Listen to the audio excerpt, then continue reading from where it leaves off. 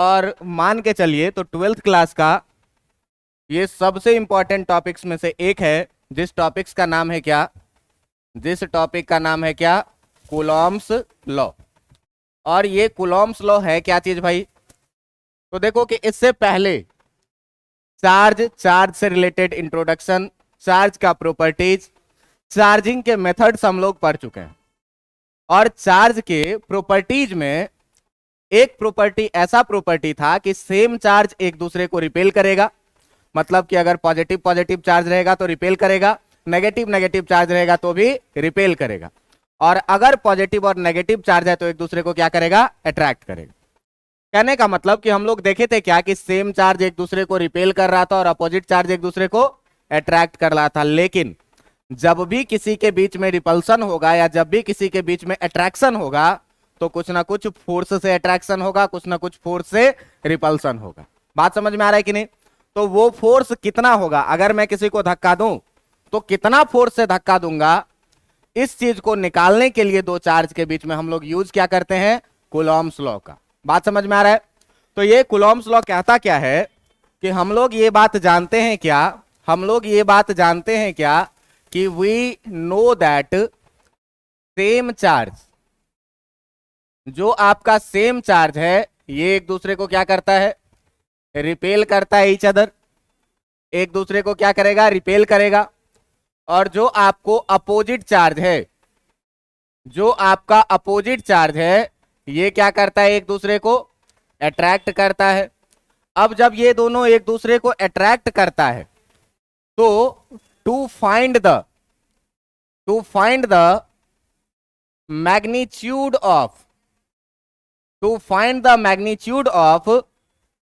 This force of attraction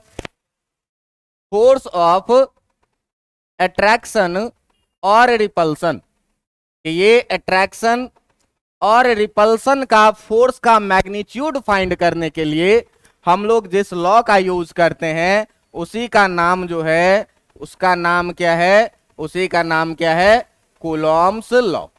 बात समझ में आ रहा है कि नहीं? क्या कह रहा है भाई कि हम लोगों ने प्रॉपर्टी में ये बातें पढ़ी है क्या कि सेम चार्ज एक दूसरे को रिपेल करेगा, रिपेल करेगा तो कुछ ना कुछ फोर्स से रिपेल करेगा, अपोजिट चार्ज क्या करेगा, एक दूसरे को अट्रैक्ट करेगा तो कुछ ना कुछ फोर्स से अट्रैक्ट करेगा। तो उसी फोर्स का मैग्नीट्यूड निकालने के लिए, फोर्स ऑफ अट्रैक्शन और रिपल्सन का मैग्नीट्यूड निकालने के लिए हम लोग जिस लॉ का यूज करते हैं उसी लॉ को क्या बोलते हैं, कूलॉम्स लॉ। देखिए जो कूलॉम्स लॉ है वो कूलॉम्स लॉ में एक टर्म बहुत ही बारीकी से आपके यूज में आएगा, जिस टर्म को हम लोग क्या बोलते हैं, जिस टर्म को हम लोग बोलते हैं क्या, पॉइंट चार्ज। अब देखो कि ये पॉइंट चार्ज क्या होता है। तो पॉइंट चार्ज जो है ये कॉन्सेप्ट है एक। बात समझ में आ रहा है कि नहीं? ऐसा कुछ होता नहीं है, नाम से ही आपको लग रहा होगा पॉइंट चार्ज मतलब सारा का सारा चार्ज कहां हो, एक पॉइंट पे हो। तो एक पॉइंट पे हो तो ऐसे बॉडी को हम लोग क्या कहेंगे, पॉइंट चार्ज कहेंगे। प्रैक्टिकली ऐसा पॉसिबल नहीं होता है, लेकिन हम लोग मान के चलते हैं क्या कि if all the charges on a body concentrated, अगर किसी भी बॉडी का सारा चार्ज एक ही पॉइंट पर कंसीडर हो, अगर किसी बॉडी का सारा चार्ज किसी एक पार्टिकुलर पॉइंट पे क्या हो, कंसंट्रेटेड हो, तो ऐसे बॉडी को हम लोग क्या कहते हैं कि then the body is said to be point charge. तब ऐसे बॉडी को हम लोग क्या कहेंगे, सेड टू बी नहीं कहेंगे, कंसीडर्ड एज कहेंगे। कि ऐसे बॉडी को हम लोग ये मान के चलते हैं, ऐसे बॉडी को हम लोग मान के चलते हैं क्या कि ऐसा बॉडी जो है ये क्या है, आपका कैसा चार्ज है, पॉइंट चार्ज। बात समझ में आ रही है कि नहीं आ रही है? मान लो ये एक बॉडी है और इस बॉडी पे ढेर सारा चार्ज होगा। अब ये बॉडी पॉइंट के जैसा नहीं है, ये लीनियर बॉडी है, किसी सरफेस पर चार्ज होगा तो वो सरफेस के जैसा बॉडी होगा। लेकिन अगर हम मान लें कि इस सारे सरफेस पर जितने भी चार्ज है वो किसी एक पार्टिकुलर पॉइंट पे कंसंट्रेटेड हो जाए, तो ऐसे बॉडी को हम लोग कैसा मान के चलेंगे, पॉइंट चार्ज के जैसा। बात समझ में आ रहा है कि नहीं? अब देखो कि अभी तक मैंने आपको क्या बताया है कि जो सेम चार्ज होता है वो एक दूसरे को रिपेल करेगा और जो अपोजिट चार्ज है वो एक दूसरे को क्या करेगा, अट्रैक्ट करेगा। तो मान लो भाई क्या कि मान लो क्या कि अपने पास दो चार्ज का एक सिस्टम है और इस दो चार्ज के सिस्टम में हम मान के चलते हैं क्या कि कभी ये दोनों सेम चार्ज है और कभी ये दोनों अपोजिट चार्ज भी है, कभी ये दोनों सेम चार्ज है और कभी ये दोनों अपोजिट चार्ज भी है। मान लीजिए जरा सा थोड़ा देर के लिए क्या कि अगर इस चार्जेज के सिस्टम में हम मान ले क्या कि ये दोनों चार्ज है कुछ भी और इस दोनों के बीच का डिस्टेंस भी कुछ ना कुछ होगा, तो हम थोड़ा देर के लिए मानते हैं क्या कि इस पहले बॉडी पे जो चार्ज था वो था कितना प्लस Q1 और इस दूसरे बॉडी पे जो था ये कितना था प्लस, और इस दोनों चार्ज के बीच का जो डिस्टेंस था वो था कितना, ये दोनों बॉडी जो है ये पॉइंट चार्ज है। बात समझ में आ रहा है कि नहीं। अगर दूसरा केस ऐसा लें क्या कि इस पर रहे माइनस Q1 और इस पर रहे कितना माइनस Q2, हम तीसरा कंडीशन ऐसा माने क्या कि इस पर रहे प्लस Q1 और इस पर रहे कितना माइनस Q2। देखो कि पहले दो कंडीशन में जो दोनों चार्ज है वो सेम नेचर का है और सेम नेचर के चार्जेज के बीच में क्या होता है, रिपल्सन होता है। तो अगर ये इसको इधर के तरफ धक्का देगा तो ये भी इसको किधर के तरफ धक्का देगा, इधर के तरफ, और दोनों का फोर्स अगर हम मान लें कि ये फोर्स कितना है F, तो ये भी इसको रिपेल करेगा कितने फोर्स से, Newton third laws of motion. अगर मैं किसी को धक्का दूंगा 5 न्यूटन से तो वो भी मुझे धक्का देगा कितने न्यूटन से, किस डायरेक्शन में, अपोजिट डायरेक्शन में। बातें समझ में आ रही है कि नहीं। अगर ये दोनों एक दूसरे को रिपेल कर रहा है, मान लो कि ये फोर्स F से रिपेल कर रहा है तो ये वाला भी इसको कितने फोर्स से रिपेल करेगा, F फोर्स से रिपेल करेगा। और जरा सा थोड़ा देर के लिए अगर हम इस दोनों फोर्स का मैग्नीट्यूड मान ले F तो ये भी कितना हो जाएगा। लेकिन अगर तीसरे कंडीशन में देखो तो ये दोनों चार्जेज जो हैं, ये दोनों चार्जेज हैं कैसे, अपोजिट नेचर के, एक पॉजिटिव है तो दूसरा क्या है नेगेटिव है, तो ये भी एक दूसरे को क्या करेगा अपने तरफ अट्रैक्ट करेगा, और अट्रैक्ट करेगा तो अगर ये F फोर्स से अट्रैक्ट करेगा तो ये भी कितने फोर्स से अट्रैक्ट करेगा। इस तीनों ही केसेस में जो दोनों के बीच का डिस्टेंस है वो है कितना R। बात समझ में आ रही है कि नहीं। तो देखिए कि मैंने अभी इससे पहले आपको क्या बताया था कि दो चार्जेस एक दूसरे को या तो अट्रैक्ट करेंगे या तो रिपेल करेंगे। अगर सेम नेचर का चार्ज है तो रिपेल करेगा और अपोजिट नेचर का चार्ज है तो, और इसी दोनों के बीच में फोर्स ऑफ अट्रैक्शन या फोर्स ऑफ रिपल्सन निकालने के लिए हम लोग जिस लॉ का यूज करेंगे इसी लॉ को हम लोग क्या बोलेंगे, कूलॉम्स लॉ बोलेंगे। और कूलॉम्स लॉ के सीन में हम लोगों ने देखा है क्या कि अपने पास दो पॉइंट चार्ज है Q1 Q2 और दोनों के बीच का सेपरेशन डिस्टेंस है कितना R। अब ये Q1 Q2 it may be both positive, it may be both negative and one positive and another भी नेगेटिव, हो सकता है ऐसा है कि नहीं। अब इस केस में मैंने देखा कि इस केस में दोनों पॉजिटिव है तो रिपेल करेगा, दोनों नेगेटिव है तो रिपेल करेगा, और अगर अपोजिट साइन का है तो क्या करेगा। तो यहां पर साइन से केवल आपको यह मतलब रखना है कि अगर दोनों सेम साइन का रहेगा तो रिपेल करेगा, और दोनों अगर अपोजिट साइन का रहेगा तो क्या करेगा, अट्रैक्ट करेगा। तो देखिए कि फिजिक्स में जब भी कोई डायग्राम बनाइए तो उस डायग्राम में आपने क्या किया है, उस डायग्राम को आप 2 लाइन में जरूर एक्सप्लेन कीजिए। बात समझ में आ रहा है कि नहीं। तो हम लोगों ने माना है क्या, हम लोगों ने माना है कि लेट 2 पॉइंट चार्जेस, दो पॉइंट चार्ज है Q1 एंड कौन सा Q2, प्लस Q1 हो सकता है, प्लस Q2 हो सकता है, minus Q1 minus Q2, plus Q1 minus Q2, कुछ भी हो सकता है। बात समझ में आ रहा है कि नहीं। लेकिन चार्ज है कितना, Q1 and Q2 are separated by a distance, are separated by a distance, एक डिस्टेंस से ये दोनों सेपरेट किया गया है, separated by a distance of कितना R से। बात समझ में आ रहा है कि नहीं।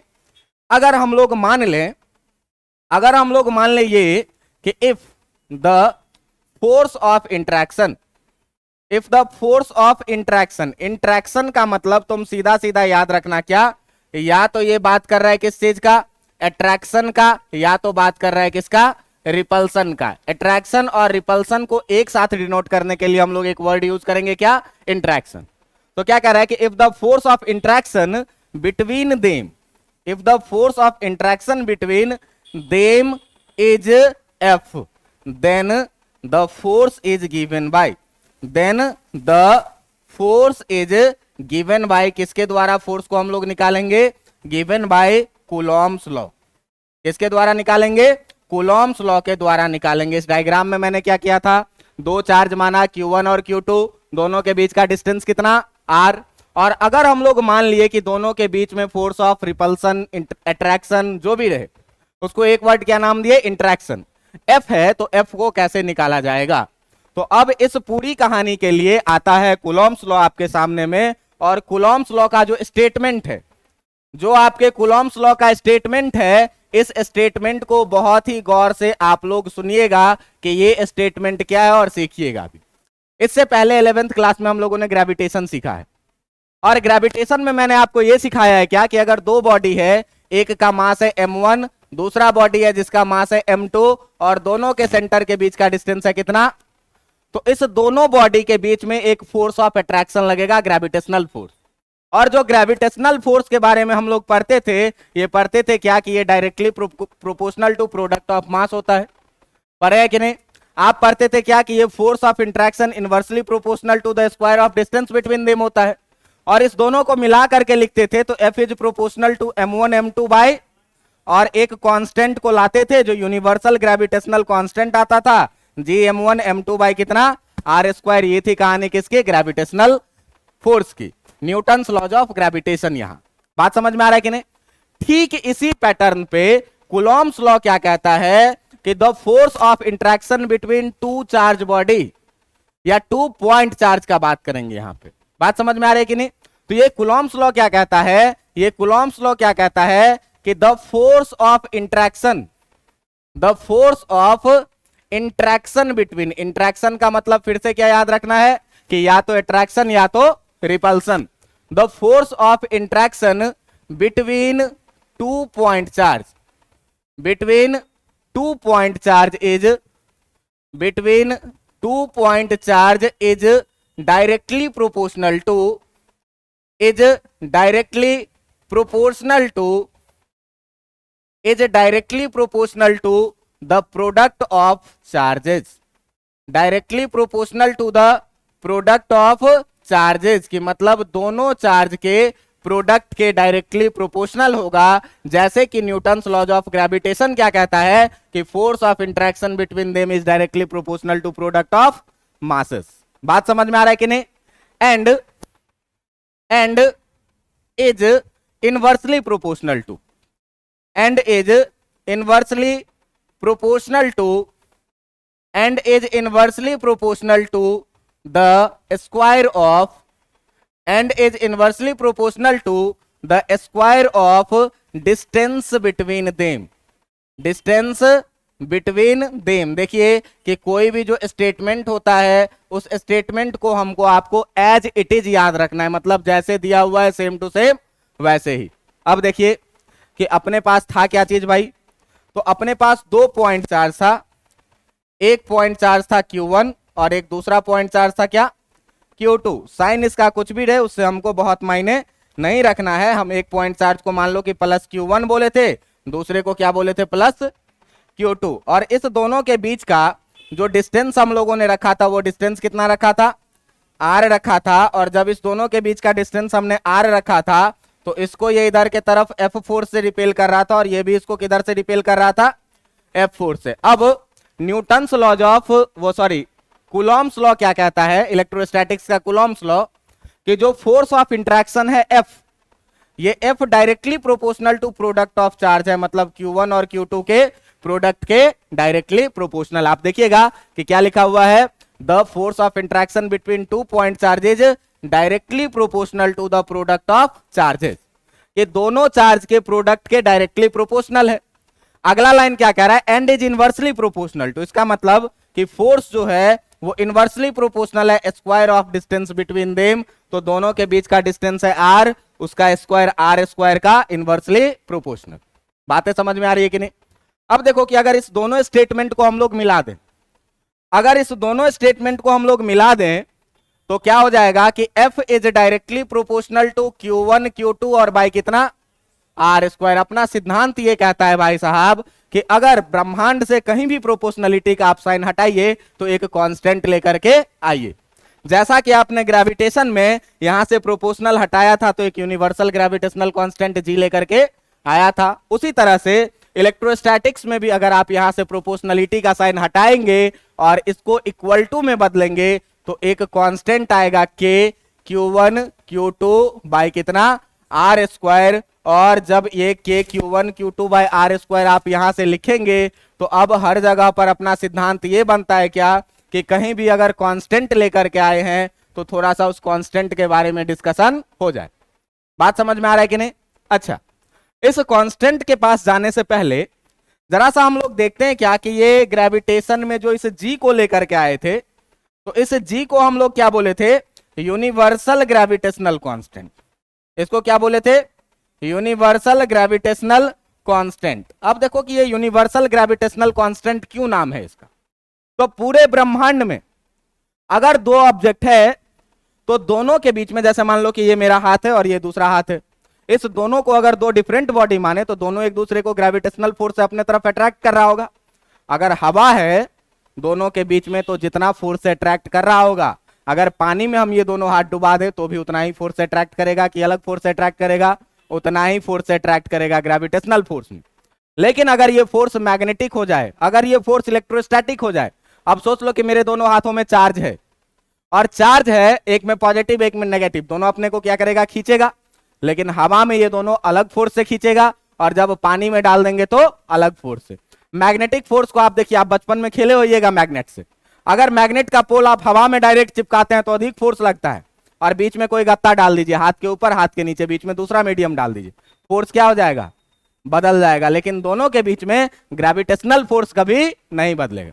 तो पूरे दुनिया में कुछ भी हो जाए, ग्रेविटेशनल फोर्स कभी नहीं बदलता है, इसीलिए ये ग्रेविटेशनल कांस्टेंट भी बदलता नहीं है। लेकिन इलेक्ट्रोस्टैटिक कांस्टेंट का अगर हम लोग बात करेंगे यहां पर तो ये चीजें बदलेगी। कैसे बदलेगी जो हम लोग आगे देखेंगे। फिलहाल आइए बात करते हैं किसके बारे में? इस के बारे में।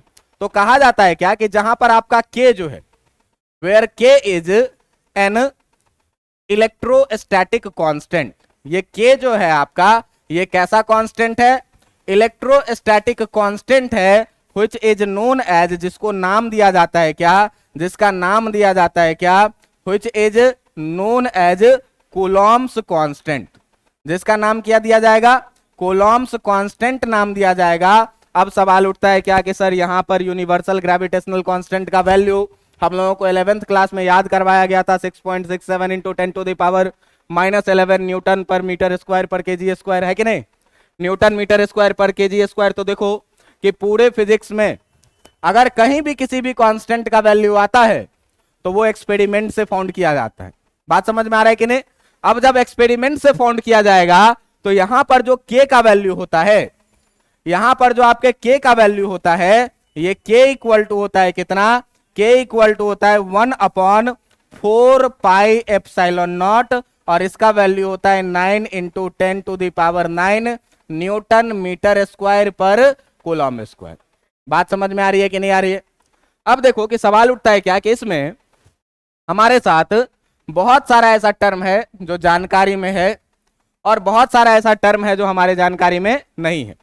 तो जो टर्म हमारे जानकारी में नहीं है उस टर्म के बारे में हम लोग थोड़ा सा आगे बढ़ेंगे, और थोड़ा सा आगे बढ़ेंगे तो आप देखिए कि इस इलेक्ट्रोस्टैटिक कांस्टेंट में आप 1 को पहचानते हैं, 4 को पहचानते हैं, पाई को भी पहचानते हैं, लेकिन ये जो लिखा हुआ है इसको आप नहीं जानते हैं। ये पहली बार हमारे सामने में टर्म आया है।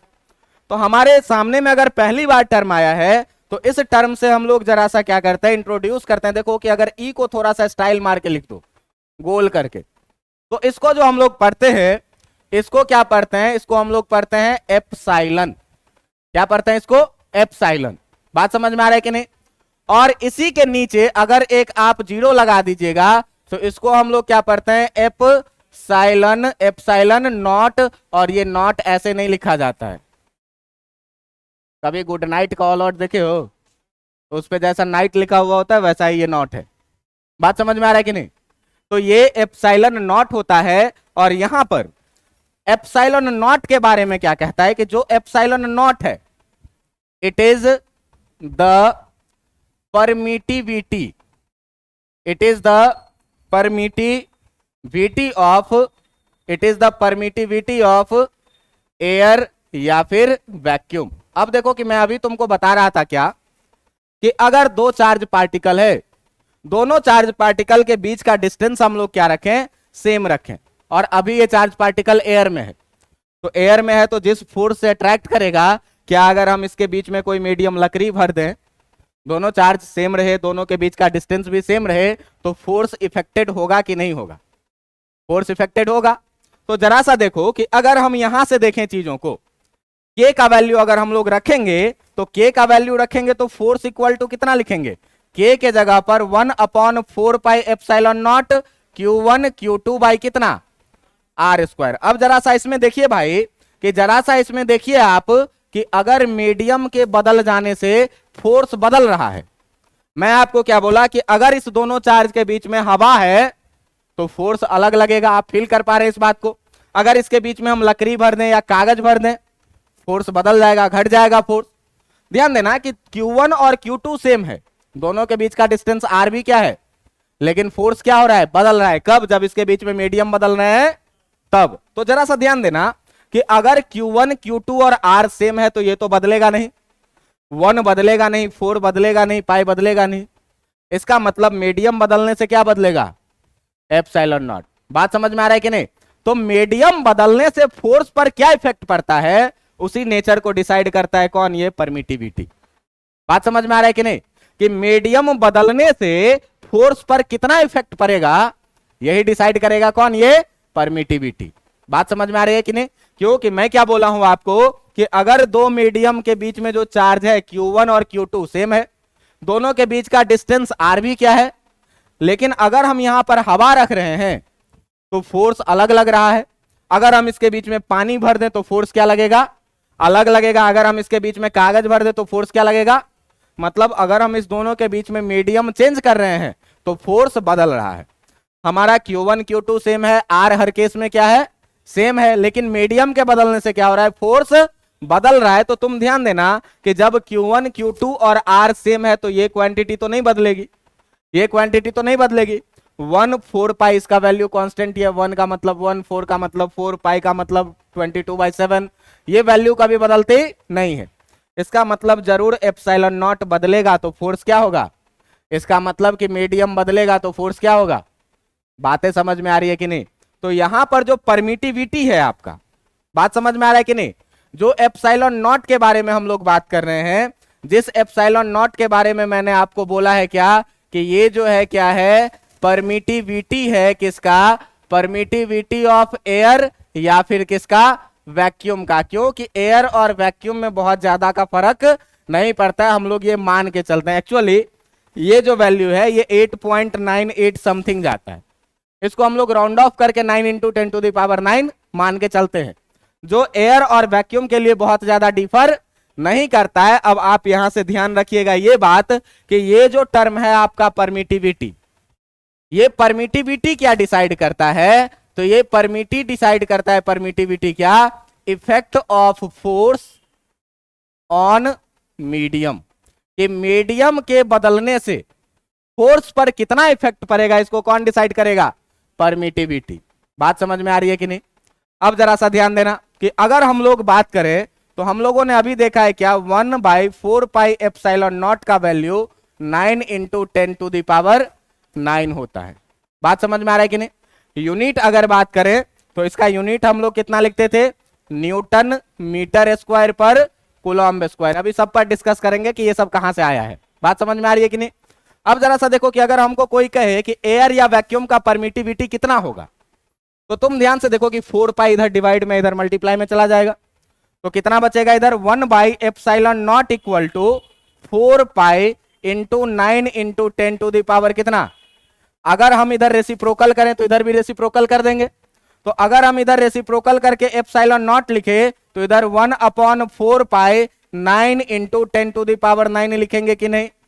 9 × 10⁹ लिखेंगे। अब ये बताओ कि 4 का वैल्यू पता है, पाई का वैल्यू पता है, इस पूरे का वैल्यू सॉल्व करोगे कि नहीं करोगे?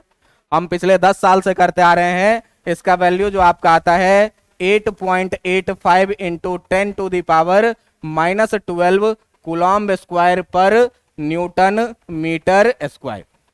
बात समझ में आ रहा है कि नहीं? तो आपको एप्सिलॉन नॉट का वैल्यू भी क्या करना है? याद रखना है। कितना? 8.85 × 10⁻⁻12 कूलम्ब स्क्वायर पर न्यूटन मीटर स्क्वायर। अब देखो कि कितना सारा वैल्यू यहां याद करने के लिए तुम्हारे पास में हो गया। एक तो एप्सिलॉन नॉट का वैल्यू, एक किसका वैल्यू? 4 पाई एप्सिलॉन नॉट का वैल्यू। अब जरा सा सवाल ये उठ रहा है क्या कि ये जो सर ये यूनिट आप लिख रहे हैं ना, ये यूनिट अपने पल्ले नहीं पड़ रहा है। बात समझ में आ रहा है कि नहीं? तो यूनिट अगर पल्ले तुम्हारे नहीं पड़ रहा है, के कांस्टेंट का वैल्यू, तो जरा सा देखो कि यूनिट पर हम लोग चर्चा करना शुरू करते हैं। आपको ये चीज तो पल्ले पड़ रहा है कि F इक्वल टू के Q1 Q2 by are square होता है, तो जो के का यूनिट होगा वही इसका यूनिट होगा। बात समझ में आ रहा है कि नहीं? तो हम लोग यूनिट का बात करते हैं किसका? परमिटिविटी का। अगर हम लोग बात करें क्या, for unit of electrostatic constant, अगर हम लोग बात करें किसके लिए? फॉर यूनिट एंड डायमेंशन एक ही साथ जिक्र करते हैं। For unit and dimension of electrostatic constant की जो अपना इलेक्ट्रोस्टैटिक कांस्टेंट है, उस इलेक्ट्रोस्टैटिक कांस्टेंट के यूनिट और डायमेंशन पर हम लोग बात करेंगे। देखो कि कूलॉम्स लॉ से हम लोग ये बात जानते हैं क्या? कूलॉम्स लॉ से हम लोग ये बात जानते हैं क्या कि कूलॉम्स लॉ अपना क्या कहता है भाई? कि कूलॉम्स लॉ क्या कहता है कि जो F इक्वल टू होगा ये K times Q1 Q2 by कितना? R square. हमको K का यूनिट निकालना है, तो K को रहने दीजिए और बाकी सारे टर्म को इधर शिफ्ट कर दीजिए। तो देखिए कि K को रहने दीजिए और बाकी सारे टर्म को जो शिफ्ट करिएगा तो F आर स्क्वायर डिवाइड में है तो मल्टीप्लाई में आएगा, Q1 Q2 मल्टीप्लाई में है तो डिवाइड में आएगा, इधर क्या बचेगा? बात समझ में आ रहा है कि नहीं? अब देखो कि जो इधर का यूनिट होगा वही यूनिट किसका हो जाएगा?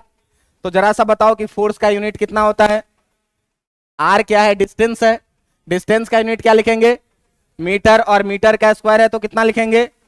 नीचे में पहला चार्ज क्या लिखेंगे, दूसरा चार्ज भी क्या लिखेंगे, और यही यूनिट किसका हो जाएगा? के का। अच्छे से जरा सा लिखोगे तो क्या लिखोगे? न्यूटन मीटर स्क्वायर पर, यही किसका यूनिट हो जाएगा? बात समझ में आया कि नहीं आया?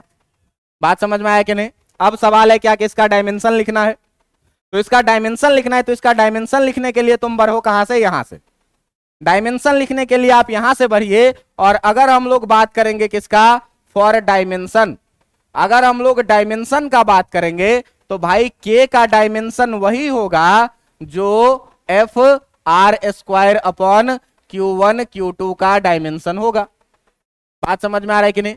जरा सा बताओ फोर्स का डायमेंशन याद है कि नहीं याद है? फोर्स का डायमेंशन कितना होता है? MLT माइनस आर क्या है? डिस्टेंस है। डिस्टेंस क्या होता है? लेंथ होता है।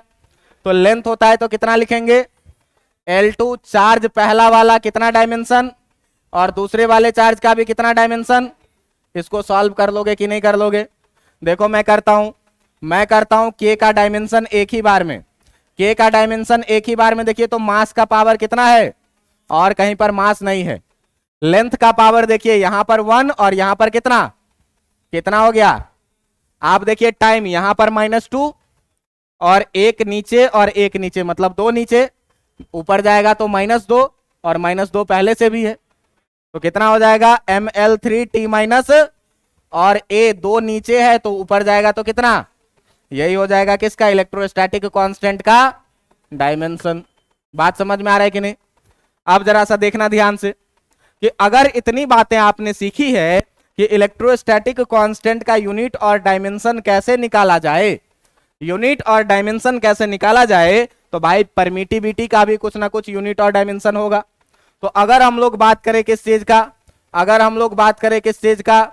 Unit and dimension of, unit and dimension of permittivity, unit and dimension of permittivity, और परमिटिविटी को हम लोग यहां पर क्या लिख रहे हैं? Epsilon not. बात समझ में आ रहा है कि नहीं? अब जरा सा ध्यान से देखना, आपको क्या बोला था मैंने कि 1/4 पाई एप्सिलॉन नॉट जो होता है वो कितना होता है? इलेक्ट्रोस्टैटिक कांस्टेंट के बराबर में। बात समझ में आ रहा है कि नहीं? ये इलेक्ट्रोस्टैटिक कांस्टेंट के जो होता है वो कितने के बराबर में? 1/4 पाई एप्सिलॉन नॉट के बराबर में। तो अगर भाई इलेक्ट्रोस्टैटिक कांस्टेंट के को लिखेंगे तो कितना लिखेंगे? 1/4 पाई एप्सिलॉन नॉट। जरा सा देखो ध्यान से इसमें कि 1, 4 और पाई न्यूमेरिकल कांस्टेंट है। जिस न्यूमेरिकल कांस्टेंट का कोई यूनिट नहीं होता है, तो जिसका कोई यूनिट नहीं होता है इसका मतलब जो के का यूनिट होगा वही किसका यूनिट होगा? 1/एप्सिलॉन का। दोनों तरफ रेसिप्रोकल कर दो, इसका मतलब कि जो एप्सिलॉन नॉट का यूनिट होगा वही किसका यूनिट होगा? के का। और आपको पता है कि अभी हम लोगों ने के का यूनिट निकाला है, तो के का यूनिट कितना निकाला है, न्यूटन मीटर स्क्वायर, और पर कितना ऊपर जाएगा रेसिप्रोकल हो जाएगा, तो रूप रेसिप्रोकल हो जाएगा, तो एप्सिलॉन नॉट का यूनिट क्या हो जाएगा, कूलम्ब स्क्वायर पर न्यूटन मीटर स्क्वायर। ये हो गया किसका, आपका रिलेटिव परमिटिविटी का क्या चीज, यूनिट। अगर डायमेंशन के लिए बात करें, अगर डायमेंशन के लिए बात करें तो डायमेंशन के लिए तुम सीधे देखो कि अगर यूनिट रेसिप्रोकल है तो डायमेंशन भी कैसा होगा, रेसिप्रोकल। और रेसिप्रोकल एक्सपोनेंट में मतलब क्या कि a का पावर m है तो 1/a का पावर क्या कर दीजिए, अगर साइन चेंज कर दीजिए केवल पावर का तो रेसिप्रोकल हो जाता है। बात समझ में आ रहा है कि नहीं? तो अगर साइन चेंज कर दीजिए केवल पावर का तो रेसिप्रोकल हो जाता है। तो अगर ये ml3t-4a2 है तो इसमें अगर हम सारे टर्म का साइन चेंज कर दें तो ये k से एप्सिलॉन नॉट का डायमेंशन हो जाएगा कि नहीं हो जाएगा, हो जाएगा। इसका मतलब कि अगर आप डायमेंशन लिखेंगे एप्सिलॉन नॉट का तो एप्सिलॉन नॉट का जो आपके पास में डायमेंशन आएगा m1 है तो कितना हो जाएगा, l3 है तो कितना हो जाएगा, t-4 है तो कितना हो जाएगा, और a-2 है तो कितना हो जाएगा। यही हो गया किसका डायमेंशन, एप्सिलॉन नॉट परमिटिविटी का। बात समझ में आ रही है कि नहीं आ रही है? अभी तक में देखो कि मैंने तुमको क्या बताया है, अभी तक में मैंने बताया है क्या कि सेम चार्ज एक दूसरे को रिपेल करेगा, अपोजिट चार्ज अट्रैक्ट करेगा, कुछ ना कुछ फोर्स से अट्रैक्ट करेगा या कुछ ना कुछ फोर्स से रिपेल करेगा। उसी फोर्स को निकालने के लिए हम लोग यूज करते हैं किसका, कूलॉम्स लॉ का। कूलॉम्स लॉ कहता क्या है कि यदि दो पॉइंट चार्ज है Q1 Q2 दोनों के बीच का डिस्टेंस है कितना, पॉइंट चार्ज है। ध्यान रखना इस बात का, कैसा चार्ज है, पॉइंट चार्ज है, और दोनों के बीच का डिस्टेंस है r, तो ये जो फोर्स होगा वो directly proportional to the product of the charge Q1 Q2 के डायरेक्टली प्रोपोर्शनल और inversely proportional to the square of distance between them. दोनों के बीच का जो डिस्टेंस है उसके स्क्वायर का इनवर्सली प्रोपोर्शनल होगा। दोनों स्टेटमेंट को अगर हम लोग मिला देंगे तो क्या हो जाएगा, F proportional to Q1 Q2 by R square, और जब प्रोपोर्शनल के साइन को हटाएंगे तो एक कांस्टेंट आएगा K। इस K को किस नाम से बोले, इलेक्ट्रोस्टैटिक कांस्टेंट से। इसी को क्या बोलते हैं, कूलॉम्स कांस्टेंट, जिसका वैल्यू कितना होता है 1/4 पाई एप्सिलॉन नॉट, और इसका वैल्यू कितना होता है 9 × 10⁹ न्यूटन मीटर स्क्वायर पर। अब इस यूनिट पर कोई शक नहीं होगा आपको। फिर मैं क्या बोला कि इसमें सारा टर्म जान पहचान का लग रहा है एक एप्सिलॉन नॉट के अलावा। तो ये एप्सिलॉन नॉट के बारे में मैं क्या बोला कि इसको क्या बोलते हैं, permittivity of medium, permittivity of medium. और यहां पर मीडियम जो हमारा है वो क्या है, एयर है या फिर वैक्यूम है। बात समझ में आ रही है कि नहीं? अब परमिटिविटी का मतलब क्या कि परमिटिविटी बताएगा कि किसी मीडियम के बदलने से फोर्स पर क्या इफेक्ट पड़ेगा। जो बात समझ में आ रहा है कि नहीं? हम आपको अभी बता रहे थे कि अगर एयर रहेगा तो अधिक फोर्स से अट्रैक्ट करेगा, अगर बीच में बालू भर देंगे तो फोर्स ऑफ अट्रैक्शन घट जाएगा, अगर और कोई मीडियम भर देंगे तो और बदल जाएगा। मतलब जैसे जैसे हम मीडियम बदलते जाएंगे वैसे वैसे फोर्स भी क्या होता जाएगा, बदलता जाएगा। तो भाई मैं अभी तुमको क्या बता रहा था कि जैसे जैसे मीडियम बदलेंगे वैसे वैसे फोर्स बदलता जाएगा। तो इस फॉर्मूला में जरा सा देखो कि इस फॉर्मूला में जरा सा देखो कि चार्ज नहीं बदल रहा है अपना, दोनों के बीच का डिस्टेंस भी, लेकिन दोनों के बीच का जब हम मीडियम बदलेंगे तो फोर्स क्या हो जाएगा। तो जब 1/4 पाई नहीं बदल रहा है, Q1 Q2 R स्क्वायर नहीं बदल रहा है, लेकिन मीडियम के बदलने से फोर्स बदल जा रहा है, इसका मतलब फोर्स बदल रहा है तो एप्सिलॉन नॉट भी क्या हो रहा होगा, बदल रहा होगा। इसका मतलब कि हर मीडियम का जो परमिटिविटी होगा वो क्या होगा, अलग अलग होगा। तो अगर अपने पास दो चार्ज रहे और दोनों हवा में रहे और दोनों के बीच का फोर्स निकालना रहे तो डायरेक्ट हम लोग इस फॉर्मूला से फोर्स निकाल लेंगे। चार्ज अपने को दिया हुआ रहेगा, 1/4 पाई एप्सिलॉन नॉट का वैल्यू पता है, दोनों के बीच का डिस्टेंस दिया हुआ रहेगा। बात समझ में आ रही है कि नहीं? अब मैं क्या बोला यहां से कि अगर हम लोग बात करें एप्सिलॉन नॉट के बारे में तो एप्सिलॉन नॉट के बारे में इतना सारा डिस्कशन किए, एप्सिलॉन नॉट का वैल्यू निकाल के आपको दिखाए। उसके बाद क्या देखे कि भाई इलेक्ट्रोस्टैटिक कांस्टेंट का यूनिट और डायमेंशन कहां से आया। फिर क्या देखे कि एप्सिलॉन नॉट का यूनिट और डायमेंशन कहां से आया। अब सवाल उठता है कि क्या चार्ज हमेशा एयर में ही रहेगा, अगर मीडियम दूसरा रहा तो फोर्स कैसे निकालेंगे। बात समझ में आ रहा है कि नहीं? अगर मीडियम दूसरा रहा तो फोर्स कैसे निकालेंगे। बात समझ में आ रहा है कि नहीं? तो हम लोगों ने अभी तक देखा है क्या, अभी तक देखा है क्या कि इफ 2 पॉइंट चार्जेस, अभी तक हम लोगों ने क्या देखा है कि इफ 2 पॉइंट चार्जेस, कि जो 2 पॉइंट चार्जेस है Q1 and Q2 are separated by a distance, are separated by a distance are placed in air और वैक्यूम, की अगर इस दोनों को एयर और वैक्यूम में रखा गया है तो हम लोग जो फोर्स इक्वल टू लिखे हैं वो कितना लिखे हैं 1/4πε0 Q1 Q2 बाई कितना आर स्क्वायर। और इसके सारे टर्म से हम लोग फैमिलियर हैं अब कि ये पूरा का पूरा टर्म कैसे ऑपरेट करना है। अब सवाल उठता है क्या कि अगर हम एयर में रख रहे हैं तो एयर का परमिटिविटी हमको पता है, अगर किसी दूसरे मीडियम में रखेंगे तो इस मीडियम का परमिटिविटी भी हमको क्या रहेगा, पता रहेगा। बात समझ में आ रहा है कि नहीं? तो अगर हम लोग क्या करें कि इसी दोनों चार्ज को इफ द होल सिस्टम, अगर इस पूरे सिस्टम को क्या किया जाए, if the whole system is placed in a medium having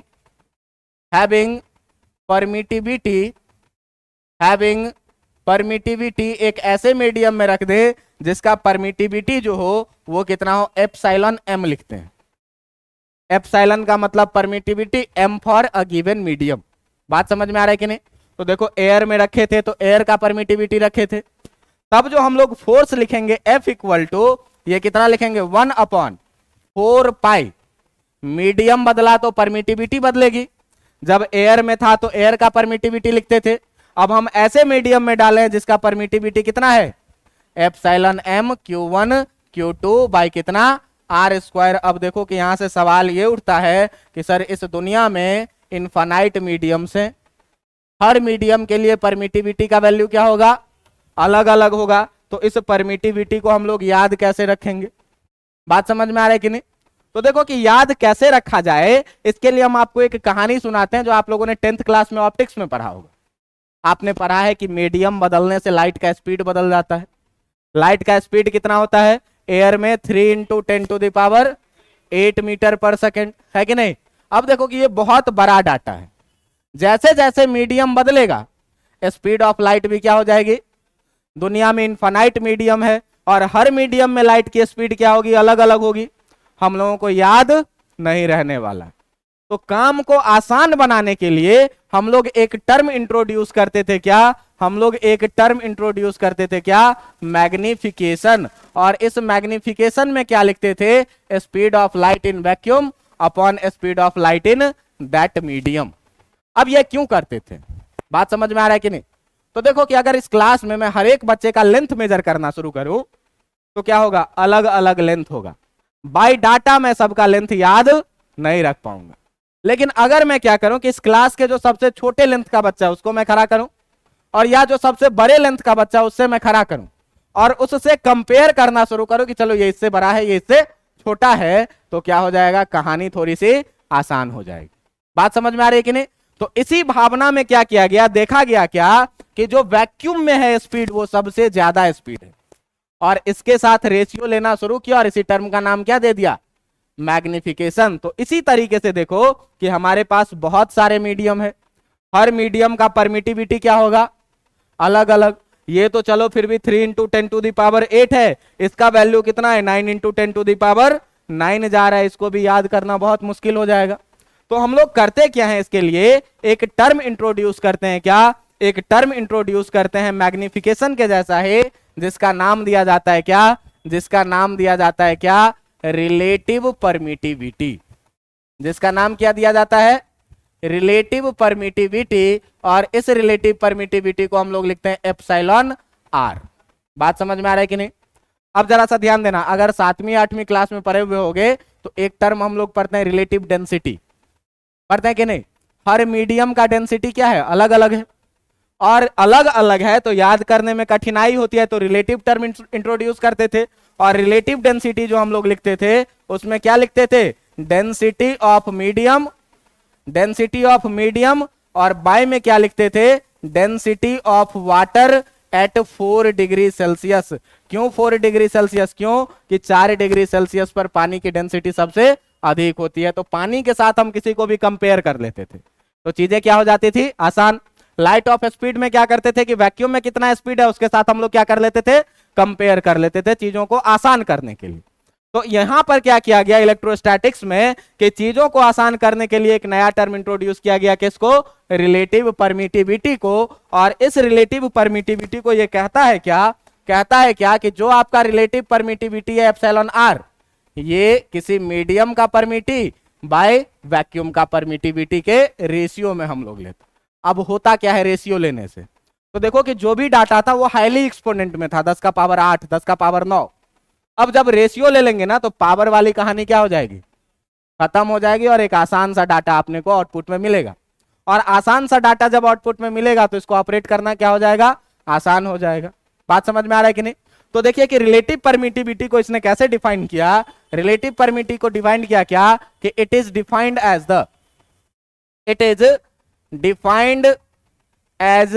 the ratio of permittivity of a medium to the permittivity of air या फिर किसका, वैक्यूम का, एयर या फिर किसका, वैक्यूम का। यानी कि एप्सिलॉन आर इक्वल टू अगर हम लोग लिखेंगे तो एप्सिलॉन एम और अपॉन क्या, एप्सिलॉन नॉट। और जरा सा ध्यान देना कि अगर हम इसमें बात करें तो एप्सिलॉन एम ये भी क्या है, परमिटिविटी है। इस परमिटिविटी का भी यूनिट क्या होगा, कूलम्ब स्क्वायर पर न्यूटन मीटर स्क्वायर।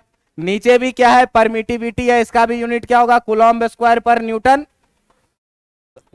अब देखो कि ऊपर नीचे एक ही जैसा चीज है तो दोनों का यूनिट से यूनिट क्या हो जाएगा, और इसका कोई यूनिट, आपने पढ़ा होगा 10th क्लास में क्या कि जो आपका मैग्निफिकेशन है इसका कोई यूनिट नहीं होता है। क्यों भाई, कि ऊपर में भी स्पीड ऑफ लाइट है, इसका यूनिट क्या होगा, मीटर पर, और नीचे में भी स्पीड ऑफ लाइट है, ये भी क्या होगा, मीटर पर। यूनिट से यूनिट क्या हो जाएगा। बात समझ में आ रहा है कि नहीं। तो अब यहां पर हम लोग ये बात भी मेंशन करेंगे क्या कि जो आपका रिलेटिव परमिटिविटी है, ये रिलेटिव परमिटिविटी जो है, relative permittivity is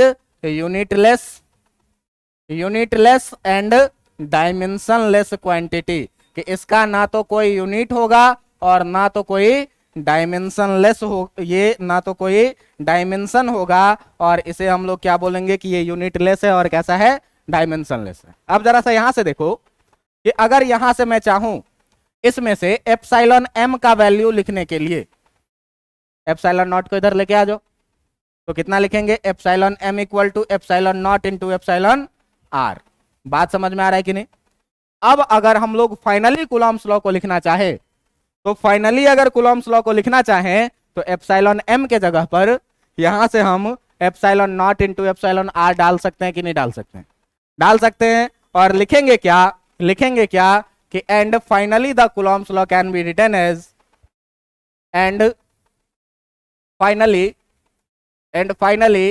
the Coulomb's law can be written as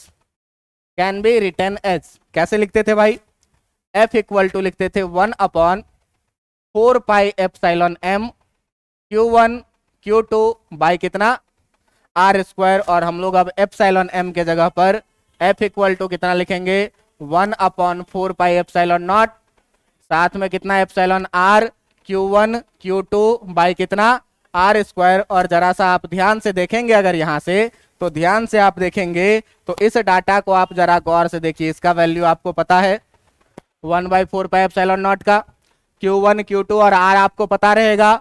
जिस मीडियम का बात हम लोग कर रहे होंगे उसका रिलेटिव परमिटिविटी भी आपको पता रहेगा, तो फोर्स आप निकाल लेंगे कि नहीं निकाल लेंगे। अब देखिए कि रिलेटिव परमिटिविटी का एक्चुअल मीनिंग क्या होता है, बात समझ में आ रहा है कि नहीं। अब देखो कि रिलेटिव परमिटिविटी का एक्चुअल मीनिंग क्या होता है, तो हम चाहते हैं क्या कि हम दो सिस्टम बनाएं। एक चार्ज का सिस्टम मान लो ये है प्लस Q1, और यहां से R डिस्टेंस पर एक दूसरा चार्ज है जो है कितना, प्लस Q2। इस दोनों के बीच में जो रिपल्सन का फोर्स है वो है कितना, F। अब ये पूरा का पूरा जो चार्ज का सिस्टम है, इस पूरे चार्ज के सिस्टम को मान लो क्या कि ये थोड़ा देर के लिए किस में है, ये थोड़ा देर के लिए किस में है, वैक्यूम में है। बात समझ में आ रहा है कि नहीं? तो अगर ये वैक्यूम में है, ध्यान देना, तो वैक्यूम में है तो इसके लिए अगर हम लोग फोर्स लिखेंगे तो कितना लिखेंगे, 1/4 pi epsilon not Q1 Q2 by कितना, R²। बात समझ में आ रहा है कि नहीं? अब इसी पूरे सिस्टम को मैं क्या कर रहा हूं कि इसे पूरे सिस्टम को मैं क्या कर रहा हूं कि यहां वैक्यूम से उठाइए और इस वैक्यूम को हटा दीजिए और इस वैक्यूम को कोई मीडियम बना दीजिए, जिस मीडियम का परमिटिविटी आपको दिया हुआ है कितना, जिस मीडियम का रिलेटिव परमिटिविटी आपको कितना दिया हुआ है, एप्सिलॉन आर। बात समझ में आ रहा है कि नहीं? अब एप्सिलॉन आर दिया हुआ है तो ध्यान देना कि इसका मतलब क्या हुआ।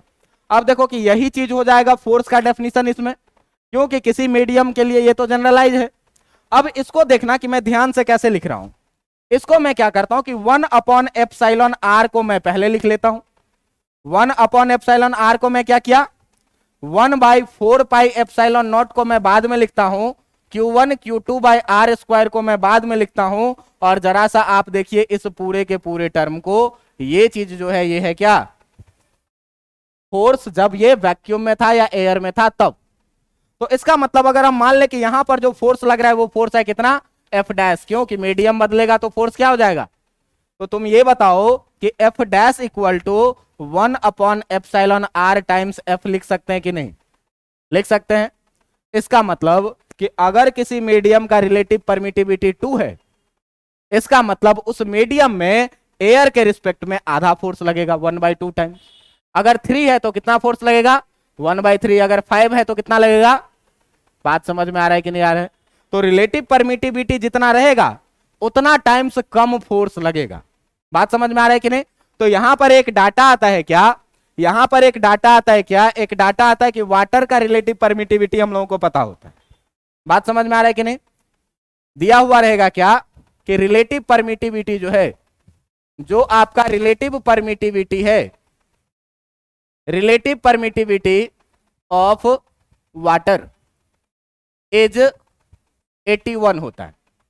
बात समझ में आ रहा है कि नहीं? पानी का जो रिलेटिव परमिटिव होता है वो कितना, 81। इसका मतलब ये होता है क्या, that is the force of interaction, force of interaction between the system of, between the system of point charge, कि दो पॉइंट चार्ज के बीच के सिस्टम में जो होगा is 1/81 times the force of interaction, force of interaction in the air और vacuum.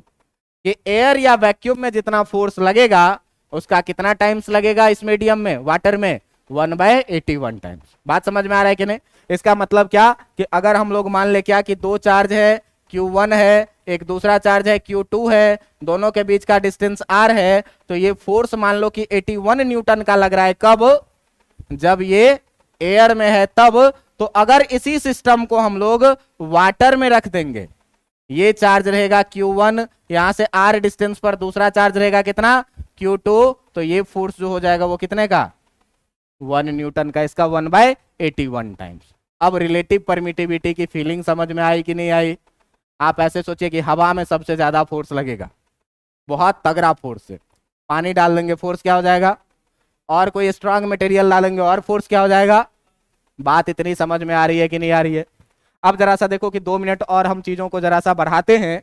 अगर बात करें हम लोग किस चीज का, अगर हम लोग बात करें किस चीज का, रिलेटिव परमिटिविटी का, relative permittivity, relative permittivity of air या फिर किसका, वैक्यूम का, एयर या फिर किसका, वैक्यूम का। तो ध्यान देना, रिलेटिव परमिटिविटी का जो मैंने अभी आपको डेफिनेशन बताया है, ER इक्वल टू, ये क्या बोला है, एप्सिलॉन M बाई एप्सिलॉन कितना, जिस मीडियम का रिलेटिव परमिटिविटी निकालना उसका परमिटिविटी, और बाय एयर का परमिटिविटी।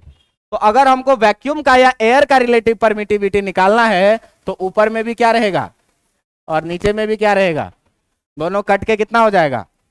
बात समझ में आ रहा है कि नहीं आ रहा है।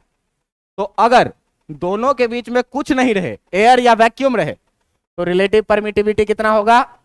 लेकिन जरा सा मान लो कि अगर हम लोग बात करें किसका, रिलेटिव परमिटिविटी का, अगर हम लोग बात करें किसका, रिलेटिव परमिटिविटी किसका, तो relative permittivity of conducting material का, जो आपका कंडक्टर है, और कंडक्टर जनरली क्या होता है, मेटल। बात समझ में आ रहा है कि नहीं। तो जब देखो कि 2 पॉइंट चार्ज है, जरा सा ध्यान देना, 2 पॉइंट चार्ज है प्लस Q1, और यहां से दूसरा पॉइंट चार्ज है क्या, प्लस Q2। अगर इस दोनों के बीच में इंसुलेटिंग मटेरियल है तो ये चार्ज एक दूसरे से हमेशा ही सेपरेट रहेगा कि नहीं रहेगा, रहेगा सेपरेट। अगर हम इसके बीच में क्या करें, अगर हम इसके बीच में क्या करें कि मटेरियल मीडियम के रूप में क्या डाल दें, मेटल डाल दें जो कि कंडक्टर है, तो चार्ज का तो ट्रांसफर होने लग जाएगा और ये सिस्टम ऑफ चार्ज एक ही चार्ज बन जाएगा। तो दोनों के बीच में फोर्स ऑफ अट्रैक्शन या रिपल्सन होगा क्या, फोर्स या अट्रैक्शन ऑफ रिपल्सन नहीं होगा। फोर्स कितना हो जाएगा, 0। तो फोर्स हो जाएगा 0 भाई। तो जब तुम मेटल डाल दोगे तो ये बॉडी एक हो जाएगा, तो फोर्स कितना हो जाएगा, और फोर्स 0 हो जाने का मतलब 1/4 pi epsilon naught into epsilon r into Q1 Q2 और बाई कितना आर स्क्वायर, ये कितना हो जाएगा। जरा सा ध्यान देना कि बताओ तो कि दोनों के बीच का डिस्टेंस ये सब कुछ ना कुछ वैल्यू होगा, 1/4 पाई एप्सिलॉन नॉट का भी कुछ ना कुछ वैल्यू, सबको इधर भेज दो, 0 से मल्टीप्लाई होकर 0 हो जाएगा। इसका मतलब क्या हुआ कि 1/ε r यहां पर है, ठीक ना। इसका मतलब क्या हुआ कि जो 1/ε r होगा वो कितना हो जाएगा, और 1/ε r 0 होगा। इसका मतलब ε r कैसा हो जाएगा, इनफाइनाइट हो जाएगा।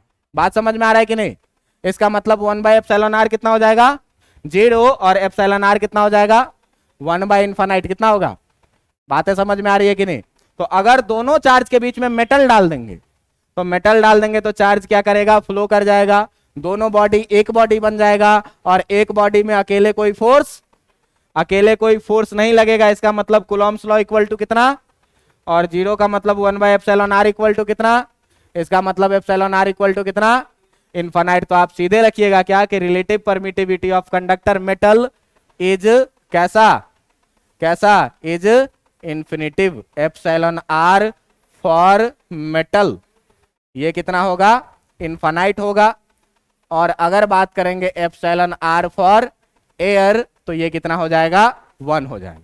इसका मतलब आप देखिए कि वैक्यूम से कोई हल्का मीडियम है क्या, नहीं है, और मेटल से कोई भारी मीडियम है क्या। इसका मतलब εr का मिनिमम वैल्यू कितना होगा और मैक्सिमम वैल्यू कितना होगा, इनफाइनाइट। तो यहां पर सीधा सीधा बात हम लोग ये लिखेंगे क्या कि जो रिलेटिव परमिटिविटी होगा वो लेस देन कितना होगा, 1 से बड़ा, और इनफाइनाइट से कितना। मैथमेटिक्स में आपको सिखाया गया होगा इनफाइनाइट पे कभी इक्वालिटी होल्ड नहीं करवाते हैं, तो इस चीज को क्या करना है, याद रखना है। और इस प्रकार से कूलॉम्स लॉ का ये थ्योरी क्या हो जाता है, समाप्त। लेकिन ध्यान दीजिएगा कि अब इसको अप्लाई कैसे करना है। मैं 2 मिनट और टाइम लूंगा आपसे, ध्यान दीजिएगा कि मैं 2 मिनट और लूंगा टाइम आपसे, कि कह रहा है क्या कि 1 पॉइंट चार्ज है प्लस 2 माइक्रो कूलॉम का। बात समझ में आ रहा है कि नहीं। और एक दूसरा पॉइंट चार्ज है, ये है कितने का, प्लस 1 माइक्रो कूलॉम का।